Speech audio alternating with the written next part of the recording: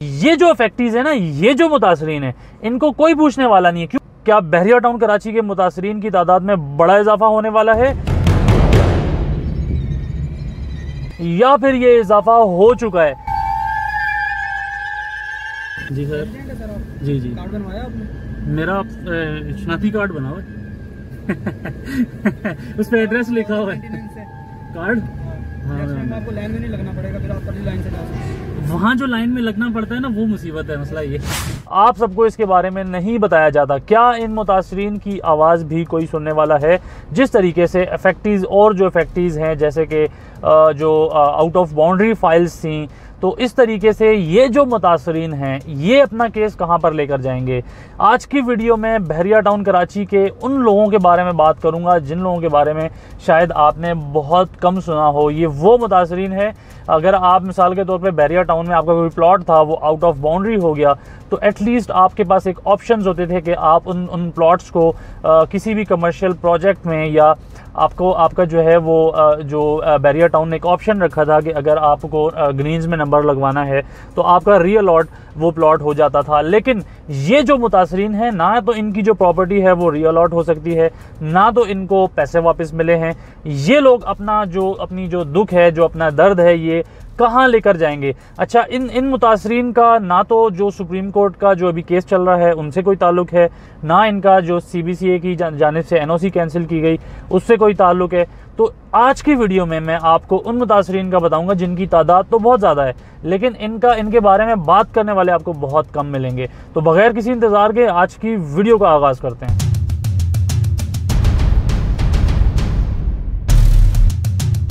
अच्छा, बहरिया टाउन कराची में ना आज से तकरीबन आप अगर चले जाएं 1.5-2 साल पहले की बात है, यहाँ पे आपको जो कमर्शियल प्रोजेक्ट्स हैं इसमें आपको बड़ी तेज़ी में काम चलता हुआ नज़र आता था। लोगों ने बहुत बड़ी तादाद में यहाँ पे इन्वेस्टमेंट्स की, और उन लोगों ने जिनकी फाइल्स आउट ऑफ बाउंड्री हो गई, उन लोगों की एक बड़ी तादाद थी जिन्होंने जो कमर्शियल प्रोजेक्ट्स हैं उसमें मर्जिंग करवाई, क्योंकि ये प्रोजेक्ट्स जो थे आपको मर्जिंग का ऑप्शन देते थे। तो आज की सूरत हाल अगर आपके सामने मैं रखूँ, मैंने ये वीडियो बनाने की नौबत क्यों पेश आई ये मैं आपको बताता हूँ। मेरे एक दोस्त ने मुझसे जिक्र किया, मुझे बताया कि यार एक प्रोजेक्ट था जिसके ऊपर मैंने तकरीबन कोई मेरा ख्याल 2 करोड़ का उन्होंने बताया, उन्होंने इन्वेस्टमेंट की उस प्रोजेक्ट में। और प्रोजेक्ट हुआ ये कि जब उन्होंने इन्वेस्टमेंट हो गई, फाइल्स मिल गई उनको, तो उसके बाद क्या हुआ कि कुछ टाइम बाद उनको ये पता चला, उनका किसी तरीके से जो उन प्लॉट्स के ऑनर्स थे, ठीक है, मतलब मैं कहना ये चाह रहा हूँ कि NOC, एक प्लॉट की NOC मिलती है जब आप कंस्ट्रक्शन करते हैं, तो वो NOC के बगैर ही मार्केटिंग कर रहे थे और जो प्रॉपर्टीज़ हैं उनको बेच रहे थे। खैर, मुझे जो मेरे दोस्त ने बताया वो ये कि यार मेरे पैसे डूब गए बिल्कुल, क्योंकि जिन लोगों के प्रोजेक्ट में मैंने वो इन्वेस्टमेंट की, वो शॉप्स या जो अपार्टमेंट से वो ख़रीदे, उनका आता पता ही कोई नहीं है। अब जब ऑनर्स से, जो मालिकान हैं प्लॉट के, जब उनसे बात की गई तो उन्होंने कहा कि हमने तो किसी किस्म का कोई प्रोजेक्ट लॉन्च ही नहीं किया।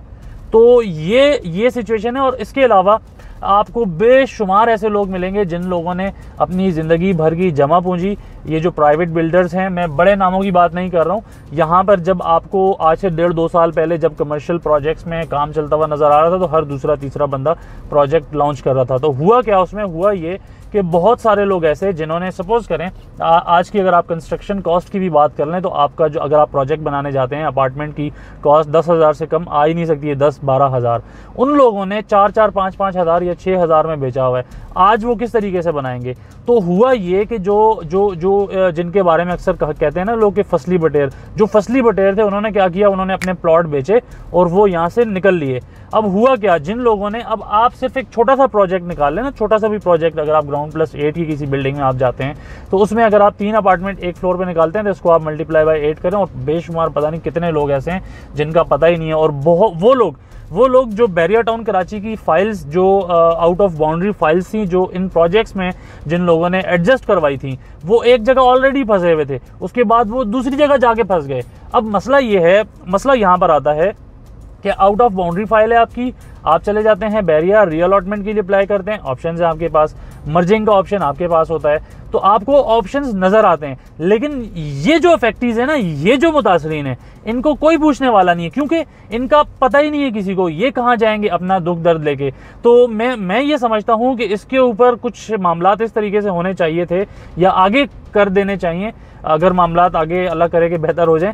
तो मतलब प्रॉपर जिसके पास, हालांकि बैरिया टाउन का ये रूल है, अगर आपके पास एनओसी नहीं है तो आप अपने प्रोजेक्ट की मार्केटिंग नहीं कर सकते। मतलब आप अपना अपार्टमेंट है, शॉप है, वो आप एनओसी से पहले नहीं बेच सकते। लेकिन ये पता नहीं किस किस्म के लोग हैं, वो बगैर एनओसी के बेचते हैं। तो इस पे इंतजामिया अगर टाइम के ऊपर एक्शन ले लेती और इनको ना बेचने देती इस तरीके से, अगर वो एनओसी नहीं लेते, अगर वो कंस्ट्रक्शन नहीं स्टार्ट करते, तो वो किस तरीके से बेच रहे हैं। अगर वो बेच रहे हैं तो उसके बाद फिर आज वो लोग कहाँ हैं? आज वो लोग जिन लोगों ने अपार्टमेंट लिए, शॉप्स लिए, वो तो दर बदर की ठोकरें खा रहे हैं। वो हम जैसे लोगों से रब्ता करते हैं, वो हमें बताते हैं कि यार हमने ये शॉप ली थी, वो फलाना बिल्डर है, ये फलाना बिल्डर है, ये इनसे रब्ता नहीं हो पा रहा, हमने यहाँ पे शॉप्स ली थी, हमने यहाँ पर अपार्टमेंट्स लिए थे। तो आज की जो सूरत हाल है, उन्होंने एक तरीके से, वो पहले फंसे हुए थे, फिर उसके बाद उन्होंने जब मर्जिंग करवाने के बाद हुआ ये कि वो बिल्डर्स का पता ही नहीं है। तो इसके ऊपर मैं आप सब दोस्तों को भी एक मशवरा दूंगा। आपको पता है यहाँ बैरिया टाउन में कुछ नामी गिरामी लोग हैं, अच्छे नाम हैं, जो कि प्रोजेक्ट्स को डिलीवर भी कर रहे हैं, जिसमें AQ का नाम सरे फहरिस्त है, ठीक है। इसके अलावा और भी बेशुमार अच्छे लोग हैं यार, कोई एक बंदा नहीं है, बहुत अच्छे लोग हैं। तो आपको उन ऑप्शन, अब होता क्या है, लोग क्यों नहीं जाते अच्छे ऑप्शंस पे? अब एक बिल्डर वो जो अपना जिंदगी का पहला प्रोजेक्ट बना रहा है, ठीक है, वो आपको 5,000 6,000 का रेट दे देता था। वहाँ पे AQ के प्रोजेक्ट में आप जाते हैं, वहाँ पे आपको 8,000 का रेट मिलता था। आपको ये लगता था नहीं AQ वाले बहुत महंगे हैं, या इसके अलावा और BT का कोई प्रोजेक्ट ले लें आप, वो आपको महंगा लगता था। लेकिन हुआ क्या? हुआ ये कि जो आपको बहुत कम पैसों में जो आपकी फाइल्स एडजस्ट कर रहे थे, बहुत कम पैसों में जो आपको अपार्टमेंट दे रहे थे, 1 बेड, भाई ठीक है भाई 20 लाख में 1 बेड ले लो, मतलब एक सेंस की बात है। वही अपार्टमेंट आपको, जो अभी बनी नहीं है बिल्डिंग, जो अच्छा बिल्डर है वो आपको 35 लाख का दे रहा है, और जिसका कोई बैकग्राउंड नहीं है वो आपको 20-25 लाख या कम पैसे करके दे रहा है। तो आपको ये समझना चाहिए कि यार दाल में ज़रूर कुछ काला है।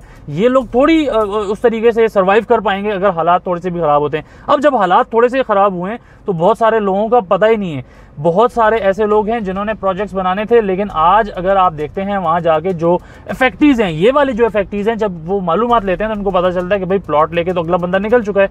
तो सवाल यहाँ पे ये पैदा होता है कि ये जो मुतासरीन हैं, अब इनकी कितनी तादाद है, कितनी तादाद नहीं है, ये तो वीडियो में कमेंट से पता चलेगा।